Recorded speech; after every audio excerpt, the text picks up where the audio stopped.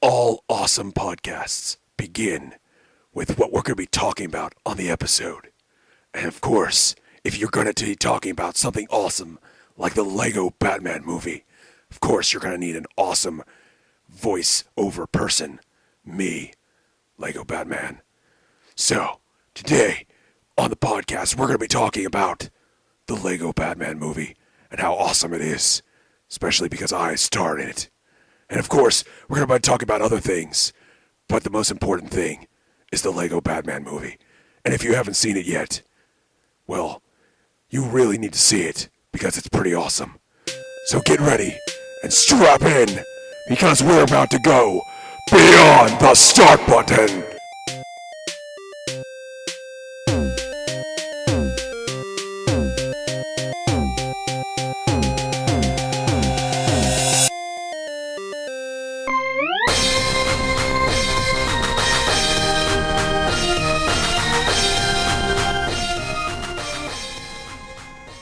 Alright everyone, this is Batman, Lego Batman talking to you right now. They paid me a lot of money, even though I already had like billions of dollars, to do this intro. So welcome to the Beyond the Start Button podcast. So, I'd like to introduce you to the guy who is going to be talking a whole lot. The guy who is going to also talk to you about this awesome podcast. And that guy would be me. But the other guy who's also going to talk is UberNerd 527. Thank you, Lego Batman. So yeah, we had Lego Batman in the house. Thank you, Lego Batman. I'll let myself out. Thanks. Batman out. Where did he go? Oh, he disappeared. That's what Batman does, I guess. All right. Well, anyways, hi everyone. Welcome to the Beyond the Start Button podcast, the podcast where we talk about all things nerd, where we share our passions, showing you nerd life through comics, movies, TV, video games, you name it. We'll talk about it here on the Beyond the Start Button podcast. And this is a very special podcast because we are going to be reviewing the Lego Batman movie. And we're very, very excited because we have an all-star cast. The three pillars of the arcade archives are here right now. And so that would be, of course, me, UberNerd 527, followed by Danny, the ultrasonic player. Hello, it's good to be back here. Oh, wait. Oh, so sorry about that. Yeah. So, I just wanted to do a little intro, seeing as how my other version decided to leave in such haste. Hey, wait a minute. Hey, Lego Batman, come on, just give me back the mic. Oh, so sorry about that. Okay. I thought you left. Yeah, I know. So did I. All right. I'm leaving now. Okay. The show's all yours, boys. Well, Thank you. thank you, Lego Batman. Okay, so, yep. Yo, what's happening, Arcaders? It's good to be back. And, yep, we got a really big show here for you guys tonight. Or today, whenever you're listening. But it's a big, all-out, all-star cast. That's right, folks. Something really, really epic is going on right now at this show. And we're here to deliver it to you. But it's not just me and my good friend UberNerd. No. So take it away, UberNerd. We have the founder, creator, and all-around awesome guy who is the guy who is here, who is going to be, who created the Arcade Archives and gave us this wonderful website, and that, of course, would be Reagan! Yay! What are you doing, Ray? Oh, wait a minute. This isn't the Electric Circus? Oh, No, okay, I'll this see you isn't. later, guys. Come back here, Ray. All right, come on. Come Okay, back over I'm here. here. Come back Yes, over here. hi. Hey, folks in Internet land. This is Reagan. Yay! I am back. Or at least for now, because I might disappear again. Because I myself am like Batman. Yeah, that's right. You Big time. You Yes. have your own little island. I do. And, It's you called stare Reagan there. Island, and I'm by Reagan myself most of the Island. time. They throw peanuts at me. You have sweet, Cheetos. sweet solitude. Yes. Yes.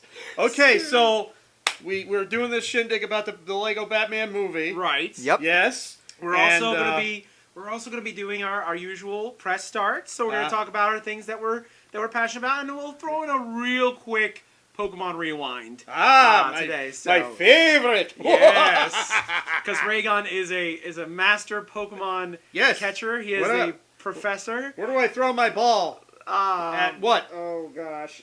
Anyways, so let's go ahead and get started here, guys. So let's start with press start. All right. So in press start, for those of you who've never listened to our podcast before, we like to talk about just whatever we're passionate about this month. So let's start with you, Danny the Ultrasonic Player. So let's talk about what you have been passionate about this month. Oh, well, lots of things. Well, let's see. Oh, man, where do I begin? Where do you begin? Oh, man, so many. Where exactly do you begin? Okay, so to start off, I actually am feeling very, very stoked because I actually was able to find the one thing I wasn't expecting to find was a nice, what do they call it, plush throw pillow blanket thing. I mean, basically it's one of those thick blankets that you put on your bed specifically when the weather gets cold. But what's cool about this is that, yeah, I know, right? It's but basically it's one of those thick blankets that has the NES controller logo. Nice. And it's just everything down to the last detail. So if you basically can imagine, the NES controller in a big blanket form, this is basically it. I have a question. Yes. Can you plug it into an NES and use it? Actually, no, but Is it like the power pad, but in blanket form? yeah, almost. It's funny you should mention that because I actually did find some kind of like extra gap that might have been actually for something, but they just decided at the last moment to just get rid of it. And as a bonus feature, you can wrap it around your arm and pretend it's a power glove. That's right. Exactly. Yes! Yeah. Yes, So yes. Power glove is so bad. exactly. Yeah, Exactly. that's good. Yeah, exactly. So I mean, so it's one of those little. But again, this is typical of any Easter egg that you find. You never know what plans they were planning to what they were planning to do with that extra gap, and whether or not they could have put in like a socket for a controller. Who knows? It's one of those mysteries that will never be solved. You can wrap your Nintendo Switch in. Very true. That's right. See, Very exactly. true. Oh my gosh, Yes. I didn't think of And that. you're the Yes. only one of us three that's actually getting a Nintendo Switch. Yes.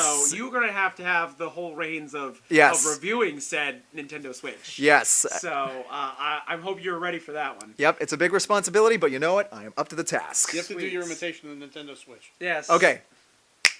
That's it right there. Yeah. Right. Yep. Okay. There it is. All right. So what else you got for us today? Okay. Well, I actually do. This one is actually kind of more like, well, it's something that's kind of a little bit I guess you can say melancholy because so for those of you who are diehard Nintendo fans and even Nintendo historians, yes. That is a thing. Alan Stone, or Al Stone, as some people know him, he actually just recently passed away of cancer. Now, what exactly was this man's contribution to Nintendo of America? Well, actually quite a bit, because he was actually one of the lead guys who was there from the very beginning. Back when Nintendo of America was first established, it was just a fledgling arcade company. And Hiroshi Yamauchi, who also is no longer with us, he was head of Nintendo of Japan at the time, and he wanted to create his own U.S. American operation. And so he hired his son-in-law, Minoru Arakawa. And Arakawa hired two arcade distributors, Ron Judy and Al Stone. And these two guys had a little delivery company called Chase Express. And another notable Nintendo alumni named Howard Lincoln was their lawyer at the time. And so what Al Stone did, along with his partner in crime fighting, he and Ron Judy would basically travel around and be consultant representatives of Nintendo of America. They basically and the whole idea was that they would basically travel around and just try and distribute the Nintendo's arcade cabinets. Now again, this was before Donkey Kong. So as one can imagine, Nintendo, again, as those know, Nintendo of America's first arcade attempts were not exactly very successful. Which, by the way, do you know what the first game was they tried to distribute here in the United States? I believe it was Sheriff? Well, Sheriff was actually distributed by Exidy here in the United States. Really? The first game that was actually distributed, or at least attempted to, was a game called Radar Scope. Yes. Okay? And I did this in the Donkey Kong podcast. Long story short, it was bringing Donkey Kong in and putting those boards in those radar scope cabinets. Yep. That started the rise of Nintendo here in the United States. Yes, that's right. And so that was the whole idea. Now, so basically the whole idea was that Arakawa would cover their expenses and pay them a large commission if they did this. And so Ron Judy and Al Stone agreed. But obviously things didn't go so well. And so then finally Yamauchi consulted this young artist by the name of Shigeru Miyamoto to save this thing.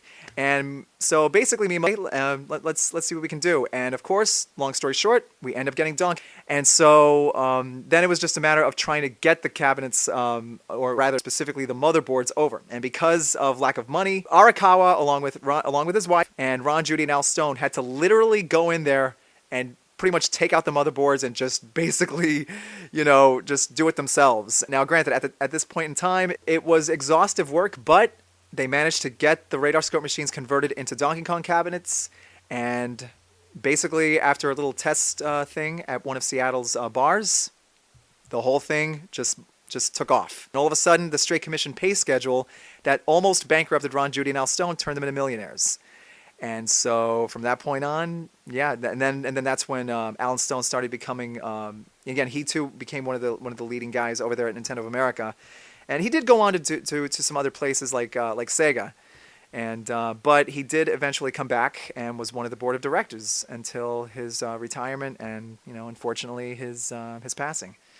So that was a little bit sad to lose him, but it's good to know that he did leave quite a mark, not just on Nintendo, but also on the game industry as a whole, especially during that point in time. This month, anything else you were passionate about? Actually, actually another big thing was that I really got to credit you for, Uber Nerd, is thank you for finally taking me over to the legendary Krum's World, Comics and Collectibles. Because I've heard a lot of great stories, from you about that place, and sadly, because of my schedule being what it is, I never really had the chance to see it until now. So, and it's a nice little out-of-the-way place, it's not big, but that's okay, there's a lot to be said about the small shops, and just a lot of good things, and even some things that I didn't even expect to find, like the Kingdom Hearts, I don't know if it's a jewelry set or like a keychain set, but that was pretty cool. Yeah. And a lot of the statues we had, and especially a lot of the replicas, like the Kingdom Hearts Keyblade, the Luke Skywalker FX Saber, which I actually happen to own. I own a copy. Lucky. Yep. I put my cast discount to good use on that one. Yeah. So, but yeah. So yeah. I mean, there's lots of other things too. One other thing to note, also, is just the Power Rangers Boom Studios comic that is still ongoing. Again, folks, if any of you out there are Power Ranger fans, you're gonna love this comic book series. Even the other little offshoot that they're doing called Power Rangers Pink. Again, it's a very story and very character driven, and no cheese. And again, just another little hint that yes, that franchise has potential and can go beyond just being cheesy. And hey, one only needs to look at the Batman 66 show and how it transitioned into Batman 89 and so forth. So yes, it can be done, folks. Yes. It can be taught. Yes, that's right. It can be done as long as it's done right. And so yeah, that's my geek passion for the month. All right. So mine, I'm gonna go next, and then I'm gonna have Ray, because my last one. The last one I want to talk about is going to intersect with me and Ray, because I know Ray wants to talk about it too. Mm-hmm. Okay? So first, I wanted to talk about RWBY, because I love RWBY. RWBY's 4th season just ended. I really, really, really loved the 4th season. It's what I like to call a reintroduction to your characters. So you have your introduction, usually, and then sometimes you have to kind of reintroduce them. You have to kind of have them go through something, and then kind of reintroduce what they've been doing, basically, is what it is. And this is kind of a reintroduction to these characters, as well as they added a lot of backstory on top of some of the characters that we don't really know anything about. Now, there wasn't any what I call story meat too much in this series, with the exception of finding out, backgrounds of some of the characters, but it's kind of a reintroduction and kind of a setup for, I'm sure, what will be Volume 5. Now, Rooster Teeth did announce that Volume 5 will be coming out this year, which is great, because usually when a volume starts, we only get one per year. So I'm thinking what probably is happening is they're getting a bigger budget now, because RWBY is slowly becoming more mainstream, specifically in Japan. Apparently in Japan, it is huge. Now, usually with anime, we in America see the anime in Japan and go, oh, we want that, we want that, we want that. And then finally they give it to us. Yeah. Or they bootleg it off, and try to put subtitles on it. Leg me boot.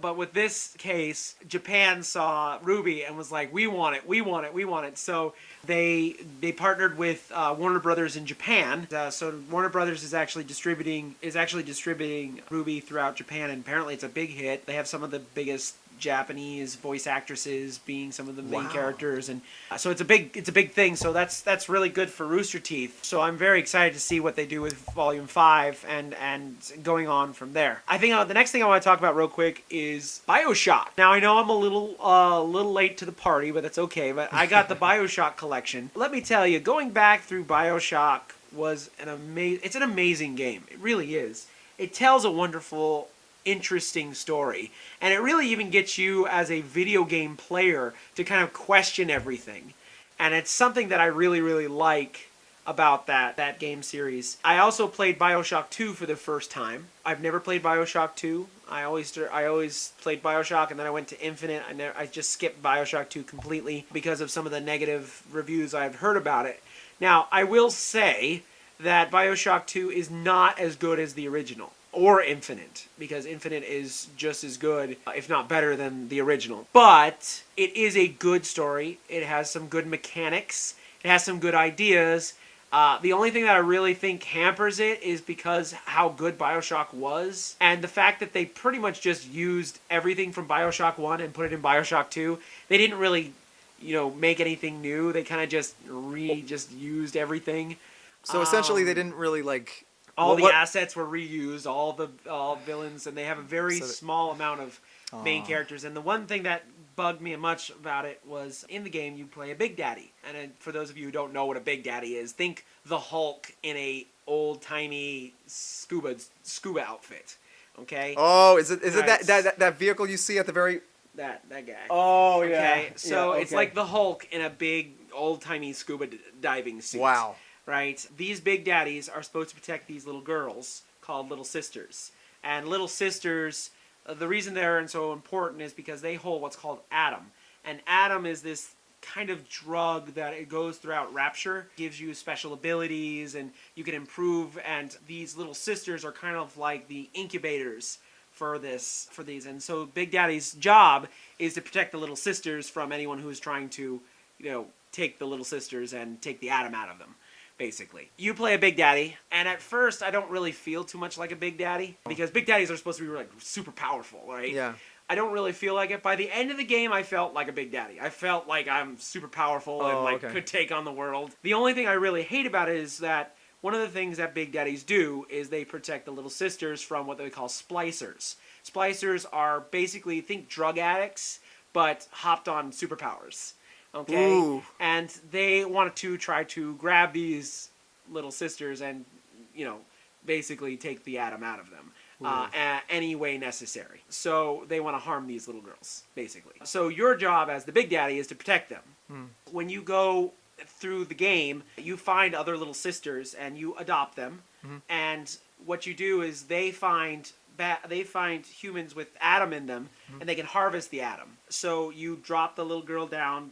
She harvests the Atom out of the person who's already dead. While she is harvesting, that basically puts a green light to every splicer in your area. And so you now need to protect your little sister from being killed while she's harvesting Atom. Now, this was introduced at the very end of the first Bioshock. You only get to do it once. And it was kind of a fun little thing because you've seen these Big Daddies do this throughout the entire game, and then now you get to do it. But in Bioshock 2, you literally have to do this every new area that you go to. Ooh. And it kind of overstays its welcome. Because after a while, it's like, oh gosh, I have to do this again. And they don't really vary any of the enemy types. It's all the same enemies. You literally, once you find a person with Atom, you have to literally fortify the area around them. And then get ready to attack, get ready to get onslaughted by this horde of splicers. Oh my gosh. It gets harder and harder as you go, and sometimes it just really overstays its welcome. So, but it is a good game. I highly recommend it if you're a Bioshock fan, but it doesn't really do anything to add on to the lore too much. But it is a decent story. It has 6 different endings. So to get every single ending, you have to do it 6 different times. It's kind of an interesting idea that I liked. I also played, one of the things that Bioshock Infinite did was they wanted to try to do DLC levels, story levels. I've played Bioshock Infinite before, played it all the way through. It's one of my favorite games. One of the things I didn't get to do when I got to play Bioshock originally is play the DLC. Now the DLC for it includes 2 levels that go back to the original Bioshock. And let me tell you, it's a very interesting story that connects Bioshock Infinite to the original Bioshock. And it's such an interesting story. I don't want to spoil too much about it, but it's such an interesting story. And you get to see parts of the Rapture story that you didn't get to see previous. I really did enjoy that. So if you're a Bioshock fan and you don't have the collection already for the PlayStation 4 or the Xbox One, or even on Steam, I believe it's on Steam as well, I highly suggest it. They upped the graphical look of it. It looks beautiful in HD. I highly, highly suggest it. And the last thing I want to talk about is something that I know both me and Raygun are very excited about. Just this week of the recording of this podcast, they announced the date for the 11th season of Mystery Science Theater 3000. And I'm super excited! Wow. Oh Very my cool. gosh! I can't wait. All right, so we already know. I'm not sure. I've never heard of the host of the show, the new host. Have you? No, I have not. Okay. From what I hear, he's actually really funny. He introduced himself. They did a Riff Tracks special where they did a Mystery Science Theater reunion, and he kind of introduced himself to the audience. And so what I hear, from what I hear, he's actually quite funny and very on point and very ready for this thing. But the 2 actors and the actor and actress that I do know is Patton Oswalt. And he's who I can't wait. Yeah. I always thought he was a perfect fit for Mystery Science Theater. Right, and he plays the son of TV's Frank, Yep. which I think is hilarious. Wow. And then Felicia Day, who, if you don't know who that is, she's a very well-known geek. She did an online series called The Guild, which is basically a kind of a take on like life as an MMORPG player. Wow. So it's like kind of like a little drama with like it's pretty funny. I've only seen bits and pieces of it. But she also did Dr. Horrible's sing-along blog. Just recently, a show called Con Man, which is also really cool, and it also stars Alan Tudyk, who you may know from Firefly, several roles in all the latest Disney animated movies. Also, he had a large role in Everybody Dies. Right, and he also had a large role in Rogue One as K2SO. So, so yeah, I'm very excited about this. I love Mystery Science Theater 3000. I know that one of the things that Joel Hodgson, the creator of the show, he said that the one thing about this show is that it doesn't really need a story. It's just kind of, the riffing is really just the whole thing about it. Yeah. And I agree. That's why Riff Tracks is so popular now, is because it's Riff Tracks without the show. I mean, it's Mystery Science Theater without the show element. Yeah. But I also, not to interrupt you, but one thing I love about Riff Tracks is it eliminates the entire element of Mystery Science Theater. Right. You get to watch the movie. Right. And follow along. So Right. you're and at the front of the theater, Right. watching it. And to me, as much as I love Mystery Science Theater, Right. I just love that aspect. But that was the whole thing, was that the wraparound was basically there just to entertain. It wasn't really the meat of the show. Right. But to see it back again and see Tom Servo and Crow and Gypsy and all that, it kind of makes me happy to see them again. Oh, absolutely. Here's another thing that I don't know if you heard of yet, but I'll go ahead and throw it out there. And if you haven't heard it, great, because this will be great. Did you know that Dark Horse Comics has also got the rights to do a comic series? Really? Whoa. Yes. So they're doing a comic series of Mystery Science Theater. That's going to be very weird, because you can't really involve a film that they're watching. I mean, Right. it's kind of weird. I think it's going to be more of the story Right. in between. Right. So that'll be interesting. Yeah, yeah. So Dark Horse Comics will be coming out with that. I'm kind of excited. Interesting. I'm kind of weirded out because, Mystery Science Theater had a story, but literally it was like, well, this is our story and it doesn't really matter.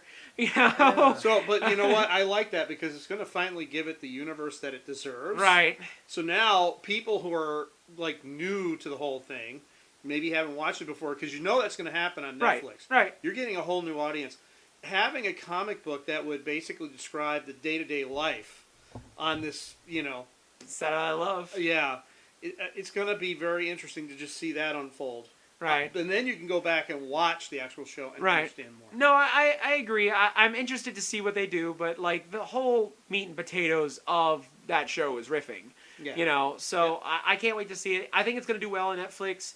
And I want to give big kudos to the Shout Factory, the company Shout Factory, because without Shout Factory, I really, really believe that Mystery Science Theater would not be having an 11th season. Well, in all honesty, Shout Factory has done so much for so many different shows and movies. They really have. Yeah. A show that I grew up with, of course, I grew up in the age when Saturday Night Live first started. Well, there was another underground show that was done by ABC in 1980 and lasted 2 or 3 seasons called Fridays.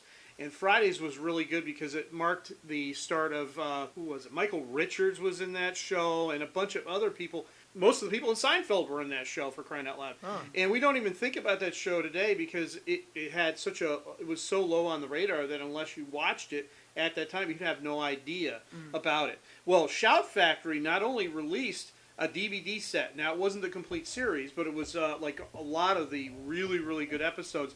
They have actually streamed it for free on their website, the Shout Factory TV website, that you can go on for free. It's like Netflix, only for Shout Factory. And if you've never seen it before, I highly recommend that. You can get it on Roku. You can log into your computer. Just go to shoutfactorytv.com. And it has literally, I would say 90% of their library right there ready to go. You can click it, play. You go through the entire season or series of a show. Wow. It's pretty amazing. And to know that it's free for anybody to use without any service, you're not paying for the service, like a Netflix or anything else that you might have, like Hulu or whatever. Yeah. And they're always the king of the obscure. Like they really are. Like one of the things I remember many, many years ago, one of my favorite shows was Freaks and Geeks. And they had a really tough time getting that show released because of all the music copyrights that they had to get because they used authentic music. There was a petition that I actually signed to get that series put on DVD, and Shout Factory stepped up. Not only stepped up and released it on DVD, and it's also on Netflix, but for everybody that signed the petition, got a yearbook, a 1980/81 yearbook from the high school that Freaks and Geeks, took place in, McKinley High, and the 6 DVD box set, plus it had, I think, a bonus DVD in it. You got, you paid for it, of course, but it was only released at that moment to the people who signed the petition. Wow. And I have one, and I love that thing. It's one of my prized possessions as far as DVDs are concerned. And they just recently put the whole show on Blu-ray, too. Yes, they did. Wow. And and this is all, again, because of Shout Factory. They're just one of those, like another one I loved was Anchor Bay. You don't hear much about them anymore because they've kind of gotten mainstream. But Anchor Bay was the same way. They would take these, minuscule shows and movies and throw them out there. Another one that Shout Factory did through Scream Factory that I love and I highly recommend is Nightmares. One of the episodes in Nightmares, because it's a anthology series, is an episode. It's called The Bishop of Battle. Okay, and it basically is a young Emilio Estevez competing against a video game, and without giving it away, the video game comes to life. And this was just after Tron, I think. So it was a really cool kind of 80s video game reference. You can actually watch that one single. I think you can watch them all at this point on YouTube, but you can watch that one on YouTube, and it's about 20 or 25 minutes. It's pretty amazing. But Shout Factory again. They released that. Well, yeah, I mean, the first time I ever heard about Shout Factory was they released the Saturday morning Sonic the Hedgehog. Yes. On DVD. Yep. That was the first time, and not only did they release it, they actually had the fans create. Yep. They did create the artwork for the thing. That's true. And then just recently, I purchased the complete series of Danny Phantom, which I really believe that if Shout Factory didn't release it, Nickelodeon would never bring it out. Oh, absolutely not. Because they put, like everything, like Cartoon Network and everything else, they push away old IPs. They don't pay attention to them. I think that out of all the shows that Butch Hartman has done, I think that I think that Danny Phantom kind of got the short end of the stick because And it was his best work, as far as I'm concerned. Yeah. His best work, period. Yeah, and it's because it wasn't as silly. It wasn't the silly show that Fairly Odd Parents was. Yeah. And the funny thing is that Fairly Odd Parents has gotten canceled several times and has come back. Yeah. And has lasted just as long as SpongeBob, but it doesn't get the limelight that SpongeBob has, is because it's SpongeBob is such a big and like attached to our culture now. Yeah. But Fairly Odd Parents, I love the show. I hope to see the new season soon. And I love that it's that Looney Tunes cartoon. But there's something about Danny Phantom that I liked, is that yes, it had that cartoon silliness, but it had a real story and it had real characters and they had story arcs. And as the show progressed, closer to the end of the show, it actually became a more serious, character-oriented show. But even in the beginning, they knew when to take it silly and they knew when to take it serious. Right. Yeah. That was the bottom line. Right. Like, when things happened and he had to become Danny Phantom, Right. things got serious. Right. And that's what I loved about the show, Right. too. And that's what I enjoy about Danny Phantom. But, that one, and also another show that's very obscure. You guys have probably never heard of it. It's one of my favorite shows, and I hope to get it on DVD soon. Because Amazon only has the first disc, and if I'm going to get it, I want the whole thing. Mm-hmm. But there was a show that came out on Toon Disney before Toon Disney went away and became Disney XD. They decided to try to do their own version of Toonami, and it was called Jetix. Oh yeah, yep, I remember. There was I remember that. They had Power Rangers on it. Yep. Yeah. And they did all kinds of things. And one of the things they did was bring a show called Oban Star Racers. Yes. And it was a collaboration between a Japanese animation studio and a French animation studio, and it was a collaboration between the two of them. It only lasted about a season and a half. It told this wonderful story from beginning to end. I really, really love the show. And the only way I know you can find it right now is either, of course, on YouTube, on Shout Factory's DVD. They have the DVD, the entire series on DVD. It's it's 2 box sets, but you can get it. And then just recently, they have released a book of the artwork, which I might actually have to purchase because the artwork in that is amazing. Like I said, it's a Japanese anime studio, mixed with a French animation studio. And they kind of collaborated together to kind of design these characters and design the world. And, it was really just a unique show, but it was so under the radar because it was on Jetix. And again, like I said, it came on just as Toon Disney was about to end. Jetix was, the license for Power Rangers, was going on. Yeah. So but yeah. Yeah, I can definitely tell you, you really got to give, I really have to give a lot of credit to Shout Factory because given that I have not just the SatAM Sonic the Hedgehog series on DVD, but I also have the 2 box sets of the Super Mario Bros. Super Show, which was basically my introduction to Shout Factory. Yep. I got to tell you, when Shout Factory, when they put something out, they don't do things by halves. The quality is there. I mean, granted, I know for a fact that there was some in Super Mario Bros. Super Show. There was definitely a lot of music that had to be cut out, which again I can understand because of licensing and whatnot. And I believe what's his name, Brian Ward, who I know is probably the most public persona of. He's a Shout Factory employee, but he's the one who's most public out. He's the one who's out there for the most part. So you kind of know who he is. He said that a lot because the acquisitions are kind of expensive. Sometimes it's very, very tricky, or just in general, to get the licensing for the music itself. And so sometimes half the time, for most of the Mario episodes, you get what they call Mega Move, to replace the music clips. Yeah. But still, even that aside, you're going to get quality when it comes to Shout Factory. And there's definitely some box sets that I still have yet to get that I still want to purchase from Shout Factory, but I definitely got my eye on them. Okay. Wow, and this really turned into a Shout Factory infomercial. Yeah, I know, right? And they're not 20 even minutes. paying us. No. Wow. Yeah, it's But if you want to pay a Shout Factory, please. Shout Factory, you can send your checks to Ubernerd 527, That's right. care of the Arcade Archives. That's right.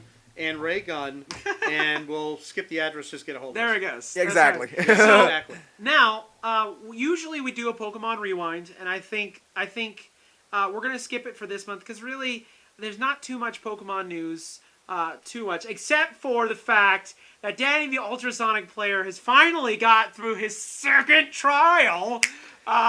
Second out of 8 trials. Yeah, well, actually, it's my first trial, but this time it's the one in the Moon version. But yes, it is. I guess in a way it is my second trial, but this time I have more experience. Is this the game you throw the balls in? Yes. All right. We're starting a petition online now. I'm going to start this, okay? And that is hashtag Danny beats Sun Moon. Okay, so we want you to start this. So if you're listening to us right now, I want you to do hashtag Danny, and he'll tell you your Twitter account later on in the podcast. But I want you to hashtag Danny. In fact, you know what? Say it now. Tell him now. What is your Twitter account? Ultra SNC PLYR9. Okay, you heard that, folks. Okay, so I want you to hashtag Danny beats Sun Moon. Okay, we're going to hashtag him like crazy until he beats this game. Okay, because it's taking way too long. Yes, flood my inbox. It is taking way too long. Hashtag throwing balls. Oh gosh. Anyways, before this gets any more off the rails, so we'll return next month with a brand new Pokemon Rewind. But I think we need to get into the meat and potatoes. Well, I didn't get to talk yet. You didn't get to talk yet? No! The Danny and you said, well, I'm leaving then. Okay, really quick. Just a couple of things. One of the things that I'm doing right now that is kind of making me sad, and the reason I haven't recorded as of late is the closure of Disney Quest has really gotten me in a pickle at the moment. There's a lot going on. We're about 120 days, I think, or something like that from the closure, and being that I am one of the arcade technicians there, there's a lot of work to be done. And I've been begging UberNerd to work on this with me when we found out the announcement over a year ago.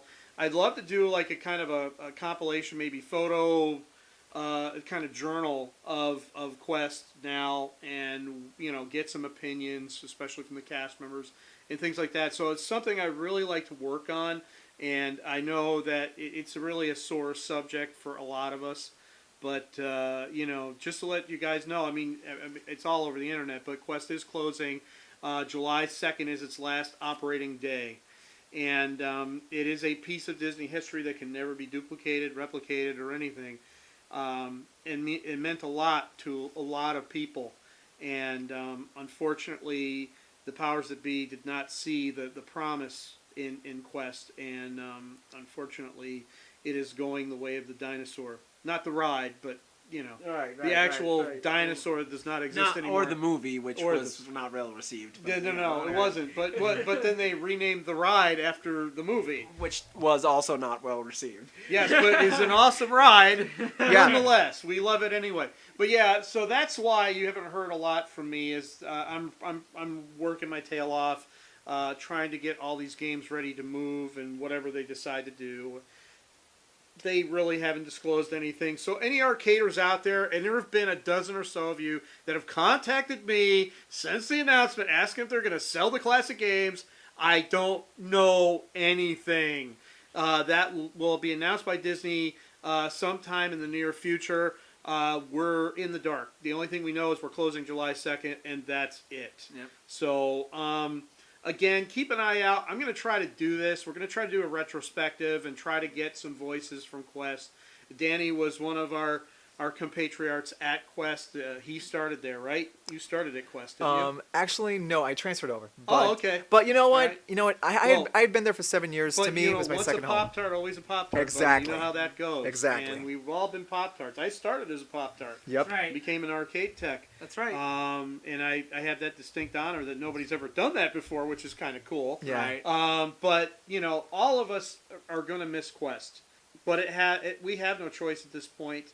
The deal's been made. The building is not in the greatest of shape at this point. And so when you get a chance, if you get a chance, please stop by, say hi, pay your respects, it would mean an awful lot to Give a us lot money. of us arcade. Yes.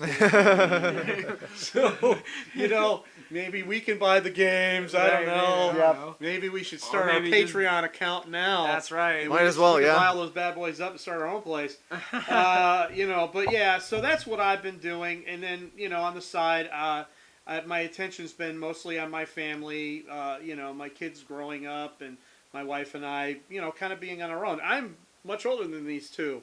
And, even though I sound much younger than both of them combined. Right. Yeah.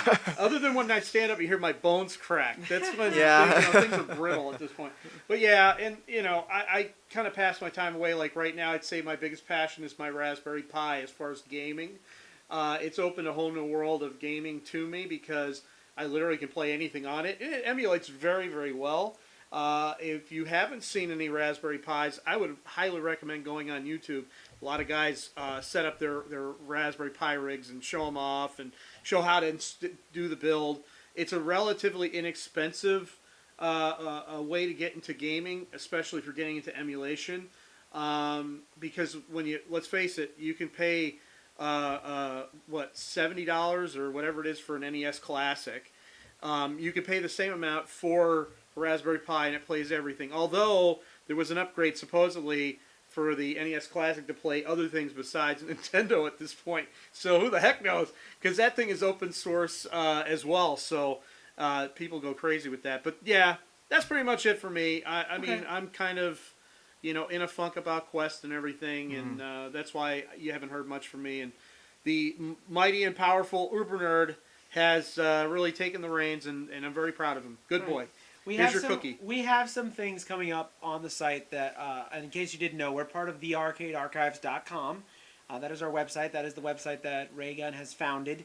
Yes. And we have some surprises that are coming.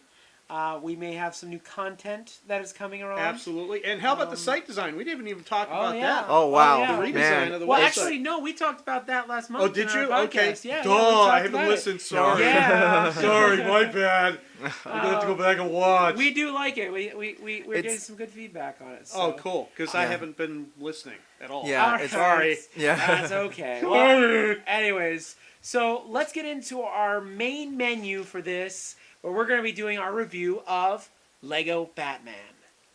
Are you ready to follow Batman and maybe learn a few life lessons along the way? I sure am, but first, where's the seatbelt? The first lesson is life doesn't give you seatbelts. You know what it is. Everything I do it big.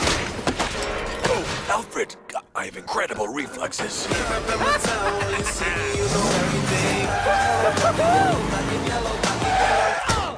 Oh my goodness. I am so sorry. As soon as I get back to the Batcave, I will make sure that Alfred puts seatbelts on there. But for the time being, I'm just gonna put my arm right here, and we're just gonna gently ease out of here. Real gentle like. Yeah, you know what it is. Everything I do it big. Alright, we're gonna talk about this awesome movie. And we might even talk about Bruce Wayne. Even though he's probably not as cool as Batman. He may be out there a little bit. But anyways, we're gonna talk about the Lego Batman movie. So we're going to talk a little bit about the Lego Batman movie. Now, first of all, I want to talk about our little involvement with Legos. I grew up with Legos. You grew up with Legos. I grew up Danny. with G.I. Joe. You grew up with G.I. Joe. Big Jim. And Yeah. I have no idea. But who could have guessed? Who could have guessed that Lego would be as big as they are now? And not just their Lego sets, but like now they're doing movies. Like the Lego Batman movie, like the Lego movie, and they're amazing. And then they have the TV series as well. They have the Freemakers Adventures. They have Ninjago. They have Lego else do Star they do? Wars. Yeah, Bionicle. Bionicle, Which I stuff love. like that. That is just amazing, and it just doesn't seem like they even did a Lego Scooby-Doo, where they did a Lego Scooby-Doo movie where like all the characters were all in Legos. And now they're even in video games. Yep. What started off as just a Lego Star Wars game, you know, just a retelling of the original Star Wars movies with Lego characters, Yep. has now blown up into Lego Dimensions now.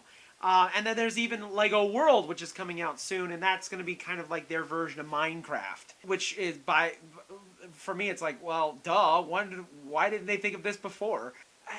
And it's so amazing what Lego has done in the past, 5, 6, 7 years? Somewhere around there, right? Yeah, maybe Maybe no, 10 longer years. than that. Yeah, Longer than that. yeah. Because what the domino effect really started basically with them getting the rights to do Lego Star Wars Yeah, things. to do the Lego and this Star was, Wars. and I remember specifically because I was in my 11th or 12th grade. I was in my junior or senior year in high school. Because again, I know this because I still have my Lego X-wing. Oh, nice. The original, the first model. Nice. And it's funny because before all that, you know, I used to play with Legos all the time. I had Lego Ice Planet. I had the Lego Aqua Sharks. Right. You know, so I was into Legos well before it went into vogue. But Right. but the fact that they basically that it just blew up, and again, whoever was the person or people that decided to take a chance on this and acquire the rights to, or license the rights to do Star Wars, which again, that's what started the whole. Whoever did that person or people, they need to have like a wing at the HQ dedicated to them. Yeah, I really agree. Now, I'm sure, I don't know about your involvement with Legos, but has this surprised you? I mean, you're older than all of us, but... Oh, well, thank you for No, that. I don't mean... I don't mean... You know what I it's true. mean. It's true. I am older. But anyway... You know what I mean. I would say probably for me, my involvement directly is with the video games.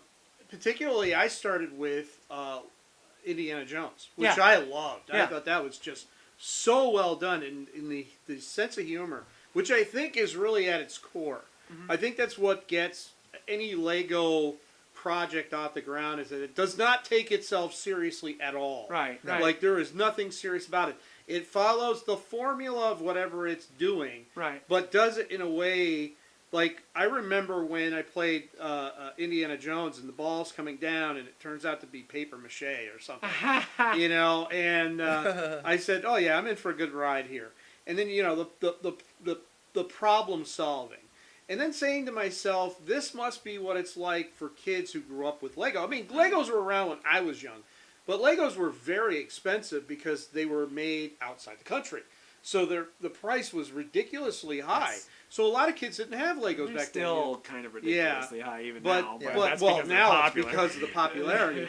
But, you know, it was that tongue-in-cheek, and then looking at the problem-solving stuff and saying to myself, you know, this must be what it's like to be like 6 or 7 years old and building your first Lego set and getting down on the ground and staring into it and saying, wouldn't it be cool if I could be in there and interact in, in that world? And that's where I think it took off. Really, when you think about it, that's where Lego exploded. These video games had an awful lot to do with it, I think, in my opinion. Yeah. Starting with Star Wars, moving on to Indiana Jones and all the Marvel ones they did and DC ones they did. Harry Potter. I mean, Harry Potter, Lord of the Rings. And each one of them as good, if not better, than the last. I mean, there has never been a bad Lego game. No. Ever. You don't ever hear somebody say, boy, that one Lego whatever was terrible. Well, I mean, they tried to Horrendous. do Lego games back in the day before Lego Star Wars, but they were Really? never. Yeah, they tried. It was like there was a couple of Lego games that Really? were. Really? That were, Did yeah. not know that. I remember some for like the Game Boy and Game Boy Advance. That they Interesting. tried to do before, but it just didn't. I know they did Bionicle for the Game Yeah. Boy Advance. Now, on that one, and just real briefly, that's one series I wish would come to Lego Dimensions. right. Bionicle is a really good story. The figures are amazing. They're so much larger than most figures. And they look so cool. And yet nothing in Lego Dimensions for Bionicle, which makes Right, no yeah. sense at all since it's their property. Right. You know? But I truly love the games that we have now. And I think that was the resurgence in the popularity of Lego, really. Right. Because they had to pull in all these IPs in order to make the games. And then once they had them, they were like, well, this is a win-win because now we have the games. That means we can build play sets. Right. And we can allow those kids to be in there. Now you got these builders who come up with their own creations and say, I want to see this in Lego. Lego looks at it and says, that's wonderful. We're going to buy that IP. Let's do it. Yeah, we got Ghostbusters yeah, and Ghostbusters, Harry Potter. Yeah. And then of course, Lego Dimensions, which just came out recently, which I hugely love. Lego Dimensions. It's a great game. It has a really interesting story, and not only that, but they got the star power in this game. You know, they have Christopher Lloyd and they got Michael J. Fox for crying out loud, reprising their roles as Doc Brown and Marty McFly, respectively. They have what is his name from Guardians of the Galaxy? Star-Lord? Chris Pratt. Chris Pratt. They have Chris Pratt not only reprising his role as Emmett from the Lego movie, okay. but He's they three characters in this thing. He also is reprising his role as the character in the Jurassic World. Yeah. Oh, so yeah, he that's voices right. his character in Jurassic World as Wow. well. So yeah, and not only that, but the villain. Who's the voice Lord of the Business? villain? No, not Lord Business. The villain of the Lord Vortex. Yeah. You told me he Oh was my gosh, huge... I can't think of his name right now. He was Harry Potter's uncle. He was I'm my blanking. gosh, I'm blanking. He was Dracula, for crying out loud. Right. I can't think of his name. Out. Gary something or another. Yeah, Gary Gary Sinise? Oldman? No, not Gary Sinise. Gary Oldman. Gary Oldman. Gary Oldman is the voice of Vortek. Yeah. And that's a figure I want. I Right. wish they would come out with a minifig of I'm sure Vortek. eventually they probably He's will. pretty awesome. But, the thing is, it all evolved around these games. And the thing I love about Dimensions is they took all the good parts of how puzzles worked in their other games and involved it in Dimensions. Right. So, and a lot of people were kind of on guard about that because they're like, well, we've already done this. But it's like, if it's not broke, don't fix it. Yeah. This works. It's a great vehicle. It's a way to get the kids involved in the game. Right. And that's where all your puzzles come from. So that's what I love about it. And I think they tried out this before Lego Dimensions came out because they did Lego Batman Beyond Gotham. Yeah. And one of the DLCs for Lego Batman Beyond Gotham is they actually did a Lego version of Arrow, the show Arrow. Wow. And not only that, but they also got Stephen Amell, Yeah. who plays Arrow in the show, to voice his own character. Yeah, wow. And they did a whole level that, and then not only that, they got Kevin Smith in that game. Wow. They have Conan O'Brien is Yep. in that game. He plays Wow. a narrator, kind of gets Yep.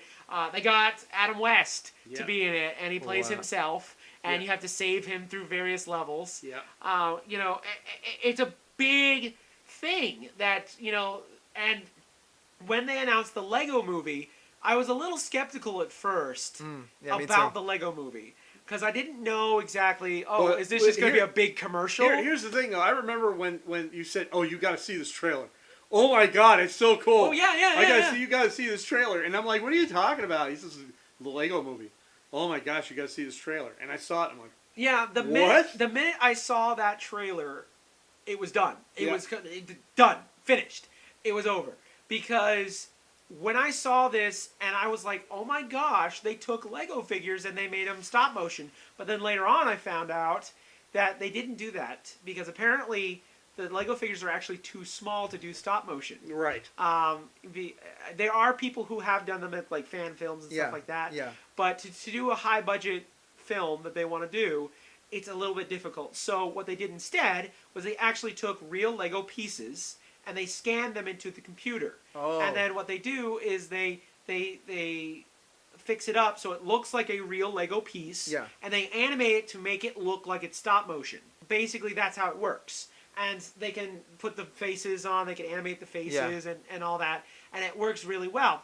And then having the voice actors, all the voice actors are in there.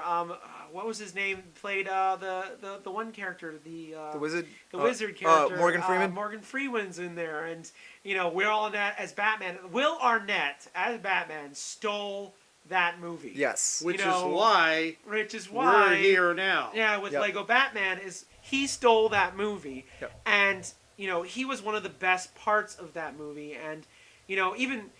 Will Ferrell's character is one of the villains as Lord Business, and he's a pretty cool character. But like literally, when Batman shows up, in that movie, and I know Ultrasonic, you haven't seen it yet. No, I know not me yet. and Ray have seen it. No. But once you agree with me, once he shows up in that movie, it's done. Oh, yeah. It's over. You Yeah. know, because he steals it. He's the king of one-liners. Yeah. He's in love with Wildstyle. They've Right. had a relationship of some sort. Right. Which I really love because, again, and we were talking about this earlier, Mm-hmm. in the Lego dimension, everything is relative. It doesn't Right. matter where it comes from. Right. They're all in the same world. Right. And all the tropes of being a Lego figure apply to everyone, Right. and they don't take themselves seriously at all. Right. No. Right. So it's one of those, and Lego Movie encapsulated it, and I think Lego Batman furthered it because Right. you got to see it from one world Right. as opposed to everywhere. Right. And So there is a big actual twist in that movie, which I don't want to spoil for you, because that twist, when I saw it, when it happened, I was like, "Oh my gosh, that's amazing!" I wasn't even thinking that this would be in that movie, and it was perfect, and it twists. Just all you need to know is there's a twist. That's it. I won't tell it to you. You know what I'm talking about.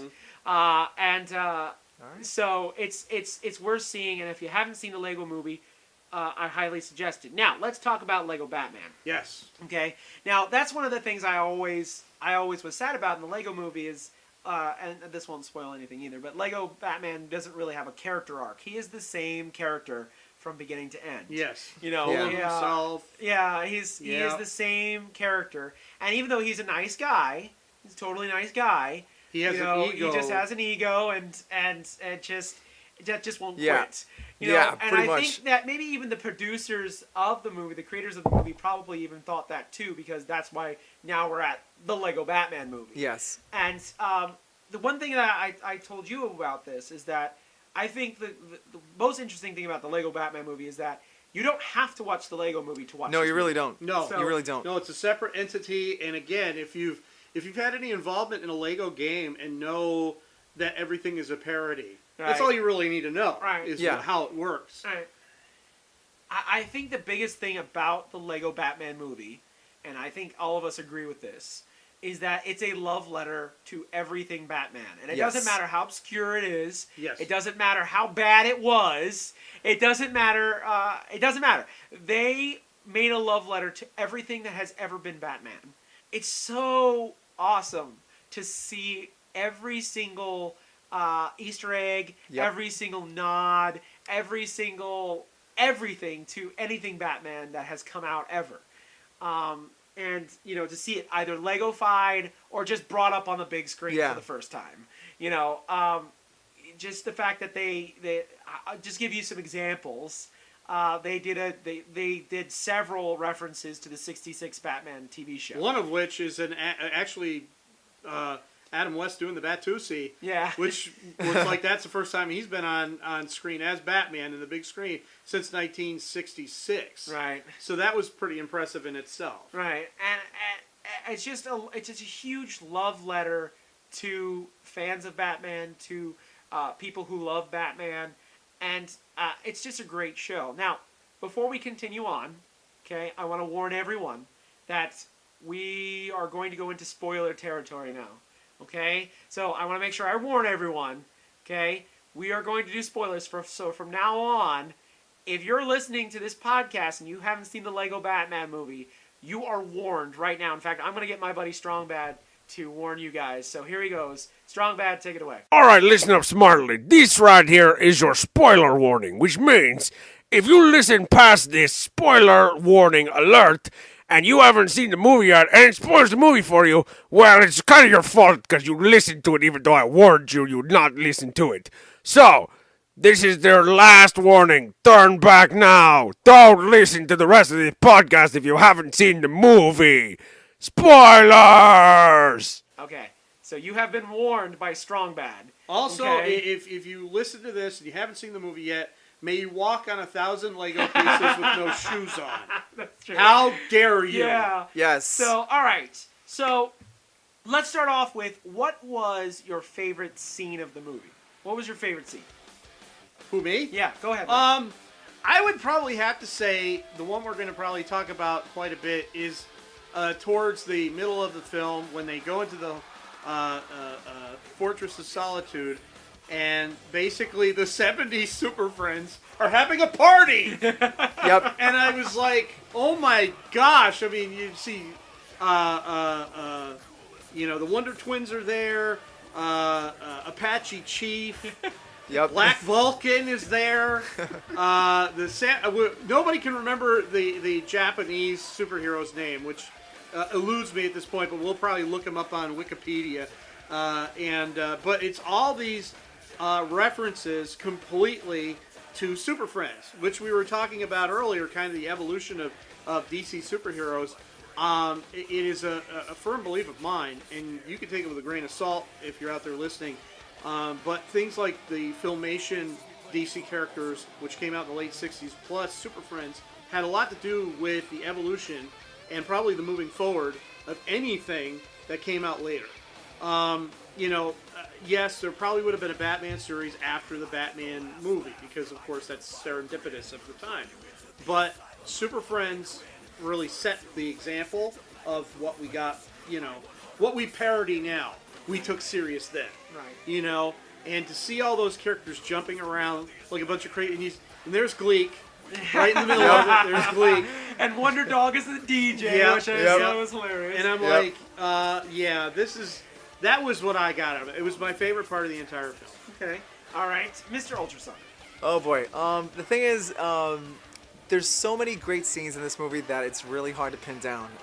But if I had to pick one, it would probably be when Batman finally realizes that he cannot do this alone and that he needs help to be able to stop the greater threat.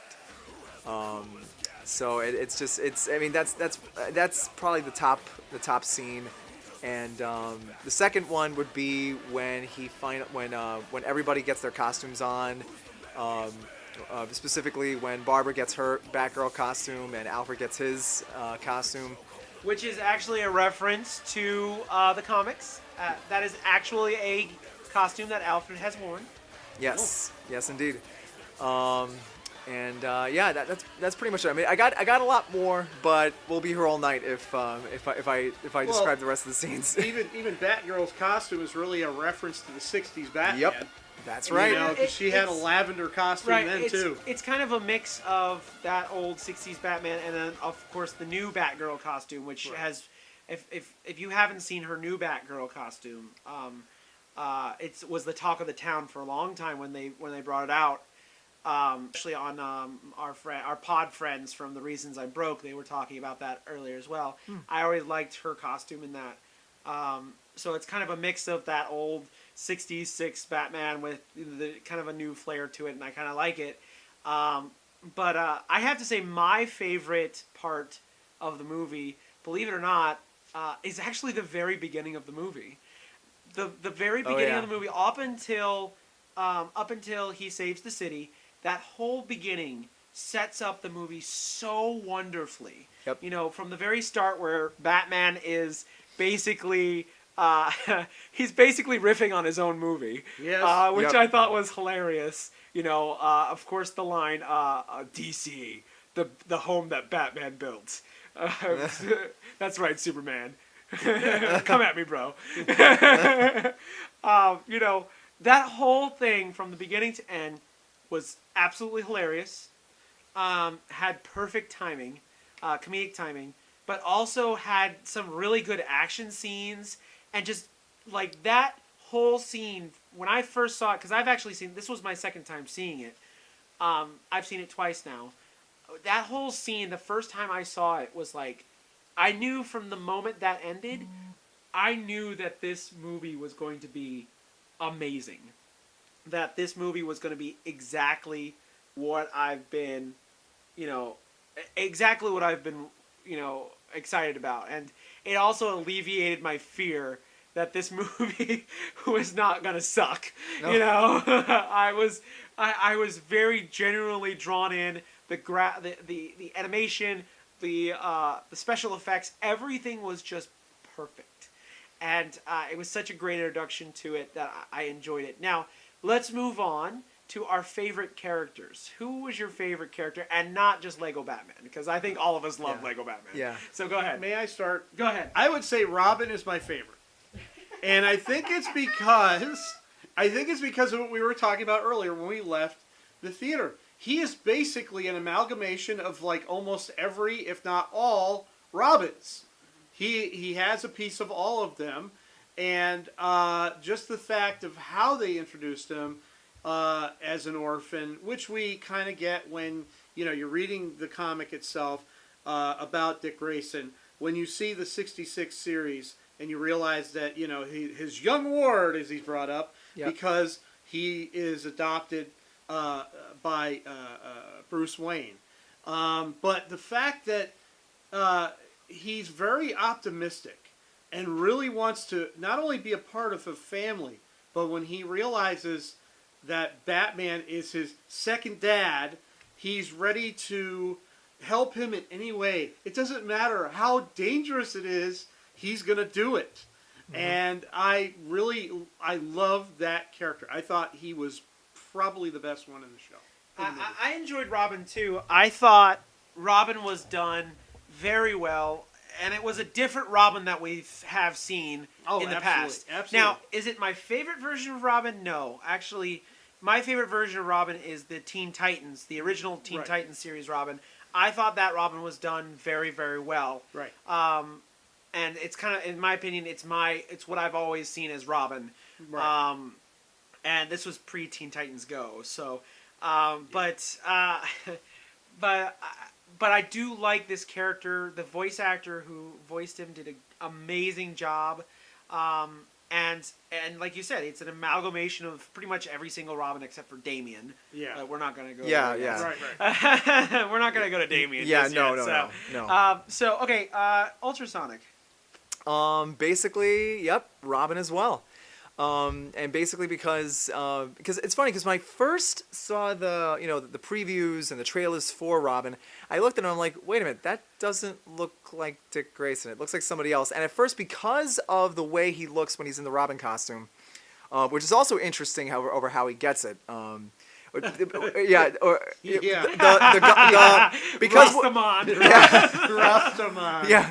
So basically, because when I first saw his look, Robin's look, I thought that because of the goggles or the glasses that he wears, I almost thought, wait, they're going for like a Carrie Kelly vibe. Yeah. Right. Because of that. But no, when I finally got a chance to see it, it's like no, it's Richard Dick Grayson. Just in a whole, but yeah, exactly. Oh man, but again, what really this Dick Grayson is really it's very much an amalgamation of a lot of the Robins, but particularly Dick Grayson when he was first introduced. Yeah, he was pretty much like almost you could say the ultimate crime fighting sidekick. Like his optimism and just enthusiasm really helped. It really balanced out Batman's darkness and all of that. And it just to take it into context, how optimistic this kid is. Yep. In the initial, he's defeated the bad guys. I'm gonna go stop by the orphanage scene. Everybody gets bling, except for Dick. Yeah. Everybody gets all these T-shirts and. That's a whole other thing. Like, I want to freeze frame every one of those, because I was looking at some of those T-shirts. Pause for a second, just so you know. In the Lego Dimensions game, Lego Batman actually has the T-shirt gun, and so you can use it as a weapon, and you shoot a gun, and the bad guy will have a Batman shirt on. That's awesome. Wow. See, Wow. sold. Okay. I'm going out this week and buying that right now. Wow. Yeah. But that one scene encompasses how optimistic young Dick Grayson really is. Right. Because he got absolutely nothing, and I think at one point got run over by the Batmobile. Right. And there he is in the street by himself, and he was the only one out there before he showed up. Right. Knowing full well that he was going to come by. Uh-huh. That epitomizes the exuberance and the positive spirit that this character gives off. He's like, I don't care if I got nothing, because at the end of the day, I'm going to be Robin. It doesn't really matter. Yeah. I'm Robin. Yep. So he knows it. Yeah, and the thing is, now granted, I mean, is he the quintessential Dick Grayson Robin? No, because for me personally, again, all I tip my hat to Burt Ward from the '66 show, but for me, the Batman animated series, Dick Grayson Robin, to me was probably the best the best interpretation of that character. Although, granted, to be fair, that character was a little bit more of a young adult, and not really a kid. But still, the characterization was there, and the way they did it in this movie, it's just it fit exactly, and especially again, given with that this is in the Lego universe, and it's just it fit like a hand in glove, and it was a perfect way to just again you couldn't have introduced the character any better than the way they did it in this film. Right. Yep. All right. They touched base also on his acrobatic ability. Right. They just briefly. Yeah, just briefly. Say, just so we didn't get into the whole they were a circus family or nothing. It was just that he had some training in acrobatics. Right. So that was enough. It was a form of martial arts that encompasses acrobatics. So yeah, that was cool. Kind of like, oh, I know this already. So that we don't have to go explaining. We don't have to go any training. He already knew it. So that was pretty cool. Now I'm going to be a little different for my characters. Actually, my favorite character is actually a tie, besides Lego Batman, because he made the movie. But I actually really enjoyed Batgirl, Barbara Gordon, and I also really liked the Joker in this movie. Oh yeah, I think Batgirl, Barbara Gordon was done very, very well. Now this is the first time, at least I've seen, that they actually made Barbara Gordon the exact same age as Bruce Wayne. That there could be a love interest thing going on. Right. Yep, And, I agree. Now, honestly, and I've actually done some research. I talked to, again, my friends at the Reasons I Broke podcast. This is not the first time that Barbara Gordon and Bruce Wayne have had a thing. No. Because they have alluded to it in classic Batman. Batman Beyond. And also that was a whole other. Yeah, I was going to bring that up too. And Batman Beyond, they've also alluded to it. Especially in the comic. Right. Which again. Yep. I really liked how they did Batgirl. Yeah. And they showed her the Harvard for police. I thought was hilarious. Yep. With statistics. Yep. And compassion. But I like that they kind of introduced her first and then put her in a Batgirl costume. Yeah. Yep. Which is kind of what they do in what they call Arrowverse. Yeah. If you've seen The Flash, you've seen Arrow, you've seen Legends of Tomorrow, Supergirl, stuff like that. That's called the Arrowverse because Arrow was the one that started it. They usually, what they do is they introduce you to the character first, and then they put them in the costume. Right. And I kind of like that about Batgirl is that she was this kick butt, cop, and this is probably the first universe I've ever seen. Barbara, her father allowed her to actually become a police officer because every other universe I've ever seen, she was forbidden to do anything in the police, and this is the first time that she's been, as far as I know. Yeah, well, actually, the closest thing she got to being involved in police work was actually, besides Batman Beyond, the animated series, but I know that before that, in Season 4 of Batman the Animated Series, a.k.a. The New Batman Adventures, she worked as the, I guess the computer specialist? Oracle. Oracle. No, before that. No, she okay. No, this is in Season 4 of Batman the Animated Series, in the Timverse. Okay. She was one of the computer folks there. I don't know exactly in what capacity, but I know that she was definitely heavily involved in the IT aspects of it. Okay. And that was as far as it went at that time. That makes sense. But yeah, it's a new kind of Batgirl. I liked her. It was just kind of interesting to see her kind of really try to work with Batman. But Batman's just like, no, I'm doing this all by myself. I don't need all y'all. One more thing. One ahead. more thing on the Barbara front. Now there have been, as fans know, there have been many different interpretations of Barbara Gordon. I believe it was. I don't know if it was in Batman Year One back in the '80s, but I believe there wasn't an interpretation where she was Jim Gordon's wife. And then there have been certain versions of the comics where she was his niece or his daughter. Well, actually, most of the canon, as far as I know, Barbara was named after her mother. Oh, okay, all right. So So that's where that came from. Yeah, a lot of times she was named after her mother. So Okay, she was all right. also named Barbara. Okay, all right. So yeah. So that's where that came from. All right. Yeah. Didn't know that. So yeah. But yeah, and then of course the Joker. Oh, I yeah. was going to say, we got to touch base on the Joker. We because got to touch base on the Joker. This is a different Joker. Yeah, Very this different. is a different Joker than I think we've seen.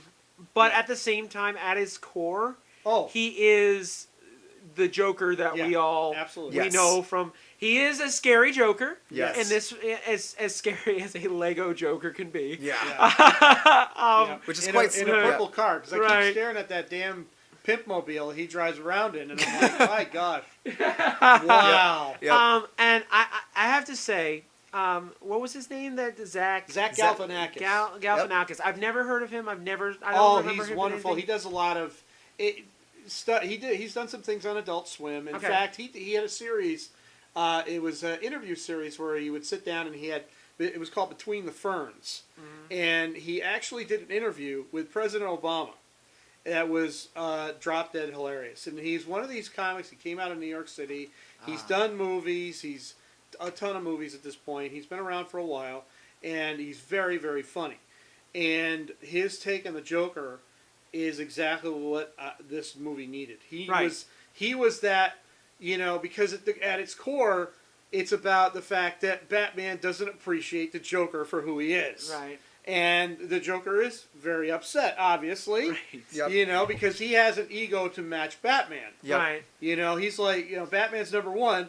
Well, Joker's number one as well. Right. In this universe. Yep. So, Right. and how he goes about getting that number one back. Right, and So- I agree. I really love the Joker in this. He was, and again, I'm quoting somebody here, and I believe this was one of the head honchos from DC, but the Joker can be funny when he needs to be and completely scary when he needs to be as well. Yeah. And I agree that there were parts of this movie where he was as scary as you could do a kid-friendly. Yeah. I'm Well- still trying to get over the sharp teeth thing. Yeah. Well, The sharp I loved teeth. his sharp teeth. It's like, what is Yeah, going well, on there? He just scary looked boy? like a shark, literally. Well, a he shark. got that. Remember, I don't know if anybody here has seen the Grinch movie with Jim Carrey. Yes, I have. Yes, Okay. yes. He does that iconic, like, slow-mo, Right. like, ear-to-ear smile. yeah, that's And that was like, wow, look at that. And his Well, sharp teeth. And I'm yeah, like, well, oh my gosh. Yeah, well, the thing about the Joker and Paul Dini, great comic, great writer, Best and Batman writers ever. yeah, he basically said something really, really that fits the character of Joker very well. Is that he says it so often that he says, and I quote, and again, I'll try to quote him as best I can, but he said that so often the Joker gets played as either a psychotic madman, or only a comedic joke. And the thing is, he said if you only go on one end of that if you only go on just only one part of the Joker, then that defeats the purpose of him, because it becomes very unsavory. You have to basically incorporate both elements of the character, because it's both the psychosis and the humor that make the Joker the Joker. Right. And even Mark Hamill, quintessential Joker voice, he said it best. The character is unpredictable, and but that's what makes him interesting to play. Right. And I think that's what makes this movie absolutely amazing. Is like he really plays Batman completely. Yeah. From beginning to end. And it probably wasn't his plan at the beginning. No. To play Batman like that, but. He played Batman, and Batman fell right into his play, and it's such an interesting idea. Now, I do also want to give an honorary mention to Harley Quinn. Oh yeah. Yes. The Harley Quinn in this, she doesn't have very much to say, honestly, but the voice actress who did her. I don't know who the voice actress was, so please forgive me because we're not fact checking this. But she did a great job. Yeah, she really did. As Harley Quinn, but also I really liked Harley Quinn's look. Yes. Like the way that they had Lego Harley Quinn. Yeah. Really kind of, and again, it took all those elements from all the different types of Harley Quinns and kind of put them all into one character. And they even brought the fact that she was Harleen Quinzel at one point. Yep. Yes. And she played Batman like a psychiatrist would. And even though honestly it was a slap, it was literally just a complete cop out for what Yes. she did. Yes. The Phantom, what was it? Phantom Own or something like that? Phantom's Own or Yeah. something like that. Yeah, Yeah, with the truck the that showed laundry. up, Yeah. Yeah, that was just like, oh man, that's like, oh boy, It's that like, was just like, yeah. oh my gosh. She was done really well. Now, one of the things I want to say about that character is I really want to see a real cosplay version of Lego Harley Quinn.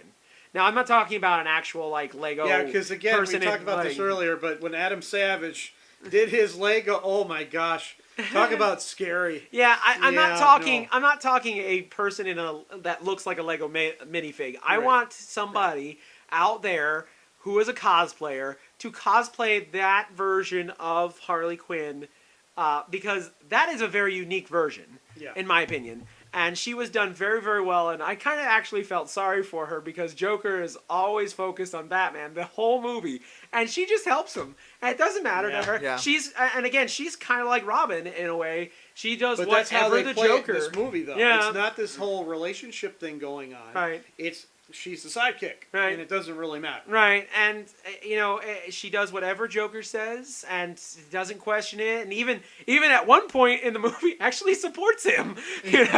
When they technically break up.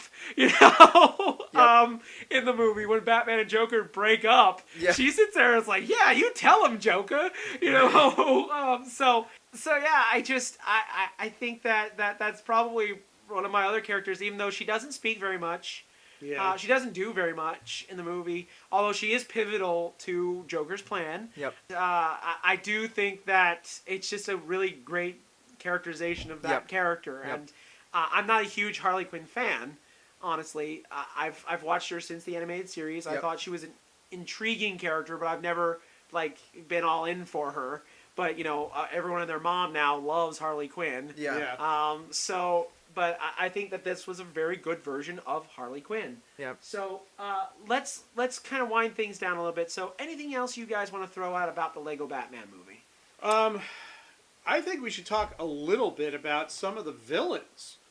Because there is a lot of villains in there. yeah. And they that list them we're all. talking like Golden Age villains that are just, let's start out with the obvious. And they take a scene where they list every single villain. Yes, Yep. they do. Joker lists every single villain, and they show them, each and every one, Yep. so you know exactly who is in there. I mean, the obvious one that sticks out to, well, there's a couple of them, but the obvious one is Condiment Man. Yes. And, Be warned, he will take you out with ketchup and mustard, folks. Yeah, he's probably waiting at the Burger King for you right now. Yep. And then probably one of my personal favorites from the 66 series, who was played by the great Vincent Price, was Egghead. And, Oh my gosh. there was so many references to the 66 series, but all of those characters were canon to begin with. So it was really, really cool for them to point out every single one of those characters. I think it was just a really, really well done movie in that respect. That they paid homage to everything Batman. Not just a story, but all Batman. Like we were talking earlier, there's a montage scene of all the Batmans and their failures. Yeah.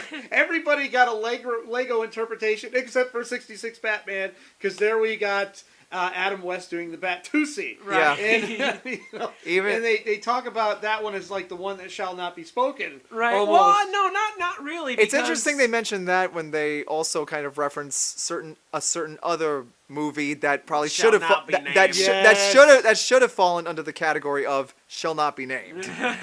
But But yeah, I mean, they bring up everything, and they do pay homage to 66 Batman throughout it. Yeah. In fact, Yes. one of the final scenes, one of my favorite scenes, Yep. one of my favorite lines in that movie is, "We are going to hit them so hard that words describing the hits will materialize out of nowhere." and what happens? And that's exactly what That happened. is Exactly. what And they're all happens. Lego fight, but And they they're look all exactly Lego the same fight. as I remember them as a kid.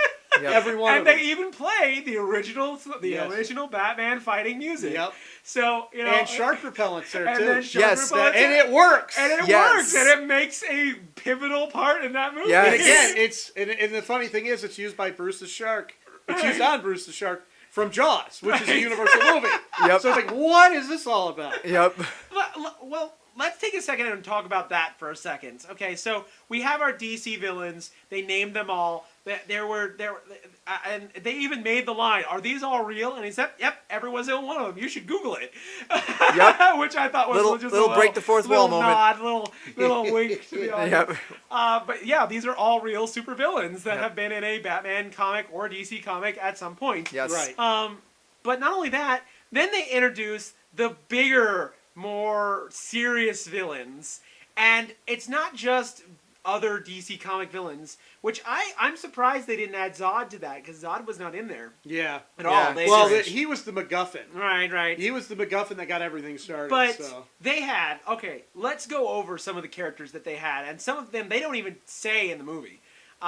So let's go over them. They had the Gremlins. Yes. All the Gremlins. Yep. Okay. They had Agent Smith. Agent Smith. From the the Matrix. Matrix. Yes. They had the Wicked Witch of the West Yep. from Wizard of Oz. King they Kong. had King Kong and named him. Yeah. They had a giant sea monster, which I think He was looked just like he was from Clash of the Titans. right. I think was he from was Clash of the probably from that. Yeah. or, He was the Kraken. Yeah, is what he was. That's what he was. Really? Yes, the he Kraken was. He was from the Clash of Kraken. he was the Kraken from Clash of the Titans. Yeah, I saw they that right had away. Sauron from And they also, from Lord of the Rings. but they also had Medusa from had Clash of the Medusa, Titans. yeah, It was from from the Clash. same movie. yeah, God. I didn't put that together, Yeah. but that's awesome. Yeah. They had, let's see, what else? They had Voldemort Yeah. Yes. from Harry Potter. Yeah. They Yes. had the Daleks Yeah. from Doctor Who, Who. which, by the way, best intro ever when he says British alien robots. Yes. Ask your nerd friends. I love that line. That line was awesome. It's like, we're not going to tell you who these are. Just ask your nerd friends. That's right. We're not going into that mythology. But yeah, they had the Daleks from Doctor Who. They had the Flying Monkeys and the Wicked Witch and who else? But, well, they you had know, the funny Mummy. thing They had- is, I mean, most of what we talked about are Warner Brothers characters. Right. They're Warner Brothers canon, so they could use them. But then they jumped into Universal's pond. Yeah, and they had Jura- Jaws. They had Jaws and they had Jurassic Park dinosaurs, Yep. and Yeah. they had, of course, King Kong, who is Universal's baby. Yep. You Yep. know, Yep. so and it just and this was one of the things I was really excited to tell you, because you introduced me to Lego Dimensions, Right. And one of the things you told me, what was the one thing you told me when I started playing Lego Dimensions? You said, crack. well, no. You said this would make a really good either animated animated TV show Yep. or a really good movie. Yep. And here we are Yep. watching Lego Batman, and I'm sitting there going, "Oh my gosh, this is Lego Dimensions!" That's all it is. It Yep. really Yep. is. Essentially. Lego Dimensions. You know, Essentially. and it's just really kind of interesting to see, you know, all these villains and all of them together, and it's like, and to further what happened in the Lego movie, this is basically what happens when, you know, this is what happens when we as kids play with our toys. Do we Yes. just stick with our Star Wars toys? No. No, we mix G.I. Joes and Yep. He-Man and Yep. you know, It's the- we yeah. have Luke Skywalker versus He-Man and you know. I think what it comes back to also, and you know, something I always want to bring back, and no one seems to want to do it with me anymore, is the interactive figure podcast. Right. Because that's what interactive figure play is about. It's about taking things and moving them to other worlds and seeing what it's like to be on that level. Yes. Like I was saying before, I didn't get Legos because I played with other things. But I understand that getting down on its perspective and seeing what it's like to be down there, eye level.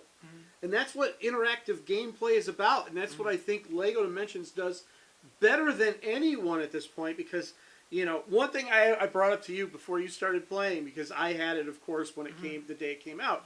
I had, for Christmas that year, I got the Back to the Future playset and I got the Doctor Who playset, which were the ones I wanted. And the funny thing was, I did not have Doc yet. Right. And so, you know, I have Marty and we're doing stuff and everything. And I wasn't mingling characters yet. And I thought, hold on a minute, let's try this. And I took Doctor Who and I put him on the portal. And he appears in the game. And Michael J. Fox says, Doc, it's you.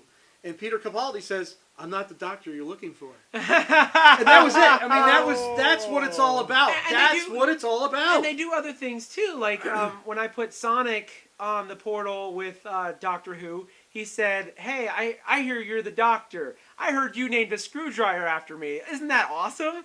You know, or oh my gosh. or Finn from Adventure Time will talk to Batman and say, "Oh, I see you have an animal hat too." You know, so. You know, they communicate with each other and they talk to each other, and it's just a really good game. That's what I think Legos do better than anything. I mean, they really do. They take you into a world and you create it. And I've never seen anything like that before. I mean, because as a kid, you learn to do that on your own with your own figures and you mix them together. But to see those worlds collide, and that's what I loved about the first Lego movie was all these worlds collide. You know, and here. They collide in a different way because you're still in that Lego universe, but you're in one small section of it. Yeah. And all of it comes together, and that's what Lego does right. That's why Lego is right. They have a theme park right up the street that is now gaining ground on everyone. Right. Because they know how to use their product. Right. They really do. They really do. You know, our friend Dave, who works over at Zowie, which he's going to be... some side note news, he will be getting back to Zowie very soon, just to let everybody know, because everybody's been asking when Zowie Krapowi's coming back online, and he's ready to start podcasting again, so I'm pretty excited about that, but he's a big, huge Lego fan. Take you times 100. Wow. He has Lego play sets in his house built under glass. Yeah, and he has kind of like bootleg versions of some of the minifigures that you can't find. Yep. Wow. He just got the Lego Yellow Submarine with the Beatles. Yeah. That was done. They And did it's amazing. Like that one I want. I think it's really cool. But he just got tickets to Legoland. Nice. Now this place is really touted for kids, but it really shows, you know, like guys like us like that stuff. Yeah. You know, so why not go to a place like Legoland and see all these builds and they do have Lego movie stuff there too. Yep, they have they a do. 4D movie there. Yeah. Oh, wow. With Lego, Okay. with a Yeah. Lego kit. I mean, I want to go, and I think that's something we should all do. Yeah, we Part should. Of the And they have a Arcade water park there. Yeah, we should with a all lazy go. river. Yes. And We the should- lazy Well, river. that has my first name written on it. But here's the kicker: the lazy river has pieces of Legos in it, and on your raft you have like a little thing you can build while you're just sitting. As long as I in the don't lazy walk river. on them, we're good. If I walk on them, we're in trouble. So Yeah. I don't know if they're actual Lego pieces or they're maybe like rubber versions of them. But it's But yeah, you know pretty that's cool. that. But that summarizes, that encapsulates how Lego has changed our world, Right. in what they've done. And you know, to see a movie like this that would have never been done a decade ago. Right. No. You know, you have grown adults like us going to see it and experience it. One of the things I love about Lego Dimensions now is it's kind of like this activity that I love to do because one of the things that you have to do in Lego Dimensions is you get your minifigure. Usually when you get a pack, you get a minifigure and you get a vehicle. Yeah. Okay? And they don't give you the instructions. They give you the instructions to build the minifigure, which pretty much is self-explanatory anyways. Yeah. But they don't give you the instructions to build the figure. So to build the figure, you have to put the character on the portal, and if the character has a world or a story mode that you play, you have to go into the story mode, and when you get to that part of the story, it'll tell you how to build the vehicle. Right. But I've found out that this is a very kind of almost like relaxing thing. Is like I can play the game for a little bit. Okay, now I build the vehicle. All right, now I'm going to sit and build the vehicle, and it's kind of just this nice kind of relaxing thing. It's the exact opposite for me. It gives me heart palpitations because I'm like, am I missing a part? Where's that part? Where's that part, dang it? And that's what happens with me. It drives me bananas because I always think I'm missing something. You know, especially when I open those little bags. Because there's Yeah. 3 or 4 little bags in there. You know, and if you shake them out all over the place, you're like, holy God, look at all these parts. Oh man. Oh, You know, no. I think the thing is that now Lego is in a position to where they have been able to really hit that. I guess that sort of like that they're at a point now to where they're able to get they've expanded their audience in a way that they never were able to before. Because for me personally, and this goes back to my own childhood, going all the way back to when I was still in that apartment in Co-op City. Young pup. Yep, a young pup. Not even knee height of a tortellini, as Mario would say.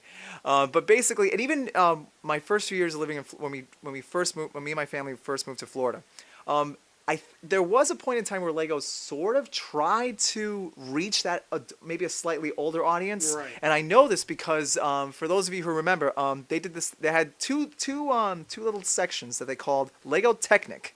Oh Yep. yeah, they And- did. Yep. Oh yeah, because I remember that because I had the when they did the Star Wars set, they had the droid builder, and you could build Yep. your own R2-D2, and it had a Wow. little thing that he could actually move, and you could actually give him commands, and he'll do stuff. Wow.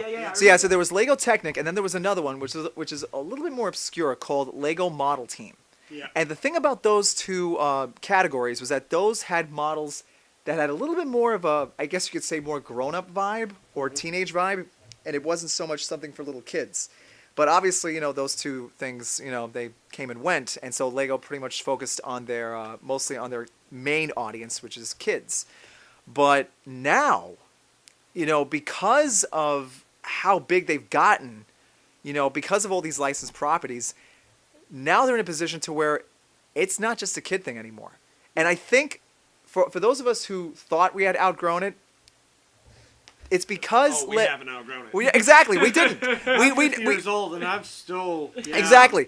And the thing is, Lego now has been able to do something to where now they're able to bring out things that not just kids can enjoy, but those of us who once played them as adults, it's being reintroduced to us in a way to where we can actually play them and not even feel like we're closet fans, but we're out there with them. It's not just something that little kids can play, or something that we Right. buy our own kids or nieces and nephies or younger cousins or what have you. By ourselves. Exactly. It's something that not just buy for yourself, but play along with them as well. Yeah.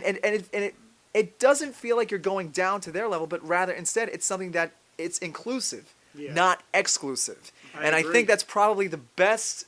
I think that's probably the best way to describe the position that Lego is in and what they've been able to do, culminating, with this movie now. And again, the sky's the limit now. The sky's the limit. There's no telling what we're going to see next, but whatever they got coming down the pike, it's something that everybody can enjoy, and I personally am looking forward to it. And speaking of things coming down the pike, we're actually going to get another Lego movie this Yes, year. yes, we are. And I actually wanted to make sure that before we ended the podcast, because I think we've talked all we wanted about. Yeah. the Lego because movie. we don't want to give everything away. I think we can all agree we did love the Lego Yes. Batman movie.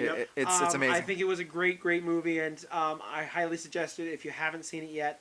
But let's talk really quickly. Before we saw the Lego movie, we saw, of course, our trailers. And, of course, there were 30 minutes worth of trailers. But the one trailer that I was really excited for you guys to see, because, again, I've saw Lego Batman before, was the Lego Ninjago movie, which Yeah. is coming Yes. out in September. Yes. Which is exciting because this is their own property. Yes, this is their very own property. Yes. It's not like Lego, where it was kind of something Lego Yeah. movie, which was Yeah. kind of like an amalgamation of Yeah. different things. You're right. Yeah. Or the Lego Batman movie, which is again, amalgamation of one of their most popular sets. This is something that they created on their own. Yes. Now Right. I know nothing of Ninjago. It's okay. I've Me never neither. seen it. I've never watched it. They have some episodes on Netflix.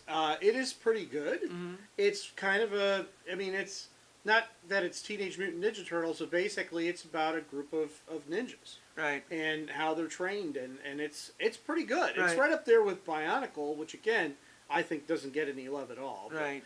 Ninjago is really cool. But seeing this trailer, I was very excited because it looks like, at least it looks like to me, it looks kind of like a Lego version of a kung fu movie. Yes. Yeah. Obviously really they does. have mechs and they have, stuff Yeah. like that. So they got a couple of So mech Power shows and Ranger-esque toku shows that they Right. call them. Right. Toku shows. So, But yeah. But and really the only name star that I know of in this movie is Jackie Chan. Yeah. Yeah. And that's Jackie okay. Chan, yeah, and that's not a bad he's, thing. He's the Splinter. Yeah, he's the Splinter of the Yeah. group, and Yeah. Yeah. But I think the minute, because I saw this trailer before I saw the Lego Batman movie, Yeah. and it came out. It was right there at the beginning. I didn't know what to expect. I didn't know this was even coming out. Apparently, they must have been working on this when they were working on the Lego Batman movie. But it's made by the same people. Yeah. It's made by the same company. Yeah. The funny thing about it is, like, the very first couple minutes of the trailer, that's what grabbed me. Like, the whole joke between, the Lloyd, who is, I guess, the main character of this movie, and his father, who is the main villain of this movie, just that whole exchange between the both of them, that was, like, automatically just, okay, I'm in. Yep, me too. From the minute I saw that, I'm like, all right, I'm in. And then even just the one thing with the two people who are getting married, and like the guy gets stuck, and so the lady's like, I can't move, and she's like, well, I'm gonna leave now, so I'll always remember you. You want it this way. Yep. He's like, I wouldn't want it this way, and he was just trying to. I think my favorite part of that was something. It wasn't subtle. It hit you like a freight train, but all the mechs are coming back to recharge, and they all set in their places except for one who gets in a recliner and pulls the thing up. That was just great. I'm like, this is a good movie. And what was it? And then one of his friends, because I guess the whole whole problem with this movie is that his dad is the villain, and he's the good guy, and he's trying to stop his own father. Yeah. And his dad is not like, his dad does not pull any punches. His dad's like, yeah, I left you, so what? You had a bad childhood. Oh well, and it's like he's sitting in bed and the phone rings and it's his dad, and it says evil dad, do not answer. and then when he does answer, the dad says, oh, I must have butt dialed you. But and then like one of his friends trying to console him and saying, every parent has quirks. My mother, she likes to collect seashells. Your father likes to, level cities. They all have their quirks. And kill innocent people. That's what I said. And kill innocent people. They all have their quirks. And they're like, okay, this is it. But besides the humor, the scene that sold me was there's a part, I guess it's Lloyd, because he's green, I guess. Yeah. There's a part where he's fighting these minions, and I guess he has a baby in his hands, and he's fighting these guys with the baby, and there's like a refrigerator, and he opens the door, he throws the baby up, opens the door, smashes one villain, then smashes the other villain's arm and the other one, then grabs the baby, then kicks the other villain off. Yeah, I was like, it's a kung fu movie. With Legos. Yes. Yeah. Yep. And the thing is, because it involves ninjas and martial arts, and because it's a Lego movie, don't take it too serious. Again, it goes with the theme of don't take it too seriously, just have fun with it, and that's what they're doing. And I'm all in. I'm already like, okay, I'm gonna go see this movie. It's done deal. Yeah. They got my money. Yeah, and I don't. For me personally, I know next to nothing about Ninjago. I mean, I've heard of it, I've seen it. I mean, I've seen it, but I'm not familiar. Well, also you got to remember this Ninjago. I don't think it's going to have very much to do with the Ninjago series that's going on right now. I think this is a whole complete spin. Yeah. I would have to look at the Ninjago series on Netflix to find out, but Right. I don't remember the one being Lloyd with two L's. I think because I actually talked to someone who actually watches it. Some of the characters are similar, but it's probably like Power Rangers, where it's kind of like a complete reboot of it. So this it's is same their characters. Power Rangers. In all honesty. It's kind of like a soft reboot. So it's still the same characters, but with a little bit more of a comedic flair to it, and not really a serious one. Right. So so it's kind of like reboot and reverse. I can't wait to see this movie. When's it coming out? It's coming out in September. Okay. My birth month. Excited. Yeah, I'm very excited to see it. I know that we'll probably do another podcast. Absolutely. For this, and I know that you're biting at the lip to watch Power Rangers. So I know that's probably coming up soon. Yes. So I think what we'll do when Power Rangers comes out is and again, I'm not promising this because things can of course not happen. But I liked Power Rangers when I was a kid, but I kind of dropped off and never came back. Yeah. But you've loved Power Rangers from the beginning and have continued to love it. Yes. So I think this would be a great counterpoint for our podcast. So Yeah. I think that's probably what we're going to try to do when that Yeah. movie comes out. When does that come out? It comes out March 24th, I Okay. believe. Well, there And we again, go. please don't yell at me, folks. But yeah. Well, then we have next month's podcast already planned. Yeah, So, so yeah, but yes, my understanding is that it comes out March 24th. awesome. So let's go ahead and wind down the podcast here real quick, folks. So thank you guys so much for watching us. Listening Well, to us. Thank you so much for listening. Is there a to camera us. here or something? You Probably. haven't told us something. Probably. Thank you so much for listening to us, folks. We are very, very happy that you are. I know this podcast has gotten some traction, especially now. You can hear us on Google Play. Woo!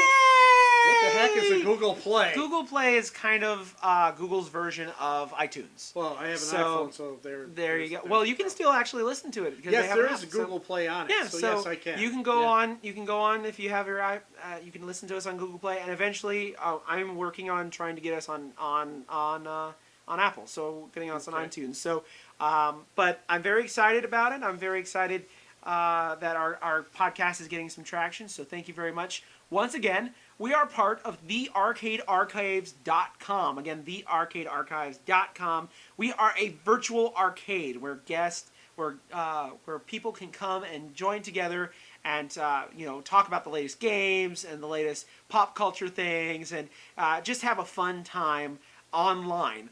And we're trying to bring back that arcade feel. Yep. Because all of us, even though we're a little bit younger, we all remember going to an arcade and hanging out in arcades, and we want to try to bring that back, but in a virtual sense. Yep. So I hope you guys are enjoying it. So before we go, I want each of us to tell us where you can find us online. So if you guys want to contact us, now the way you can contact us through the site is of course on thearcadearchives.com, but we're also on Twitter, Facebook, and Instagram. So if you go to Instagram, it's The Arcade Archives Network, at The Arcade Archives Network completely. That's on Instagram. On Twitter, we are at Arcade A Network. Arcade A Network. You can find us on Twitter. You can also find us on Facebook at facebook.com/arcade1981. Yes. Okay? So you can find us anywhere on there. Now, you can find me personally on Instagram and on Twitter at ubernerd527. UBERNERD 527. That's both on Instagram and Twitter. All right, give it away, Ultrasonic. All right, ladies and gentlemen. So to contact me, let's see. Well, I got a lot of places, several. I'm on fanfiction.net under the same pen name, Ultrasonic. So I write some fan fiction, and I'm also on Instagram under the pen name Ultrasonic9. So you can follow me on there. And of course, I'm on Twitter under the pen name Ultra SNCPLYR9. So you can follow me on that. And don't forget to hashtag him, hashtag Danny Finish, hashtag Danny Finish Sun Moon. Yes, please We are do going to so. put that on the Instagram tomorrow. Yes, please do so. Hashtag Danny Finish Sun Moon. All right, and of course, we wouldn't be remiss, very remiss, without giving our esteemed founder and all-around good guy, where can they find you, Mr. Raygun? On the website. That's pretty much it. That's pretty much And that's it. when I'm there. Right. It's really hard to get a hold of me now. I am on Facebook. You can look me up. I'm You're on the on website. Twitter? Am I? Raygun 1981. Oh, that's yeah. Like I post there. Listen, I don't know anything about this stuff. I'm on the whatever. I'm on the website from time to time. UberNerd is really taken over at this point, and I'm good with that. I'm going to start posting more often, at least trying to. I want to start doing my podcast again, the Arcade Archives podcast, and starting to. I think I want to get back to Coin Up because I missed the physical posts as opposed to the podcast. I really miss writing up classic arcade games. So I really want to get back into what I started the archives about. That's really what I'll be doing. And again, you can follow us on, with the Disney Quest Facebook pages that are all over the place. I'm on a lot of those as well. And that's pretty much it. I have some stuff that's coming down the pike I can't really talk about right now. We have a lot of stuff. We have some very exciting news that hopefully we'll be able to share with you soon for the arcadearchives.com. Yeah, So. I mean, there's a lot going on. I've said this before. It tends to be true. This time it really is. We do have a lot of stuff coming up. We may have some new scribes and things going on. So I'm very excited. But I'm more in the background now, and I'm really good with that because, again, you know, dealing with what I've dealt with, I found a good friend in Uber Nerd, and he's really taken the reins and pulled hard and made this thing keep going, and I'm really happy about that. So here's your cookie. Oh, thank you. Wow. Thank you. And, you know, It's warm and fuzzy in here. And, you know, to continue the whole theme of Lego Batman, it takes a village. So we all are working very hard. And Ultrasonic, Danny, you have helped me out very greatly. So me and him kind of share the Twitter and the Instagram. So we both kind of post on there, and we both kind of are on there. So yeah, thank you, Ultrasonic, for helping me out with that as well. So, Very welcome, man. you guys, and I'll start posting as soon as I figure out how to use it all. Eventually. Yeah, when I know, I don't know how to use any of this junk. So It's automatic. again, thank you guys so much for joining us here. We hope you guys liked our podcast review of Lego Batman. Yes. You know what? I think we should probably bring Lego Batman back to end this podcast. He began our podcast. Oh, Of I course. think he's outside the door. You may let him in. Hey, Lego I'll Batman! get the door for you. Hang You on. want? We got pizza. Hey, where'd he go? Wait. Oh, there he is. He's above our heads. All right, go ahead, Lego Batman. All right, here I go. Thank you so much for listening to thearcadearchives.com. We're glad that you have listened to us, and of course my awesome voice, which I am talking about right now. Yeah, you know it's awesome, especially you babes out there. Anyways, thank you for listening to Beyond the Start Button podcast, and yeah, totally continue to be awesome, and of course, like they've paid me to say, remember to keep playing like it's 1981, because that was like the best year. Except for 66, that was also good. And then after that, probably the early 2000s. You know, that was also pretty good. And now it's pretty good too.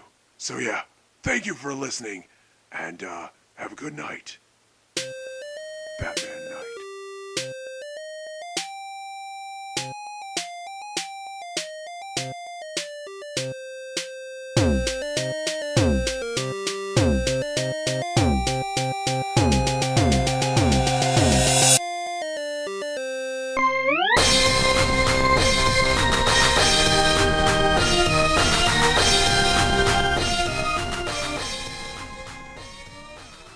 Hey Arcaders, this is Ray Gunn from the Arcade Archives Network. I hope you've enjoyed the podcast that you're listening to. If you're listening on iTunes, please give it 5 stars. A lot of time and patience go into every podcast we do. 5-star ratings help us so we can continue giving you this quality entertainment every month. And don't forget to share us with your friends. If you're listening to us on YouTube, please give us a like and subscribe to our channel. And if you're over on our Facebook page, please like and share. Once again, we do this for you guys, and we enjoy doing it every single month. So every little bit helps. So please go online and like us today. Thanks. Keep playing like it's 1981, and I'll talk to you guys later.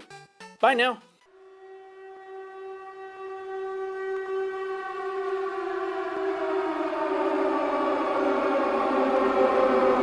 Message from headquarters. This is a Rebellion production and is part of the Arcade Archives Network. That is all.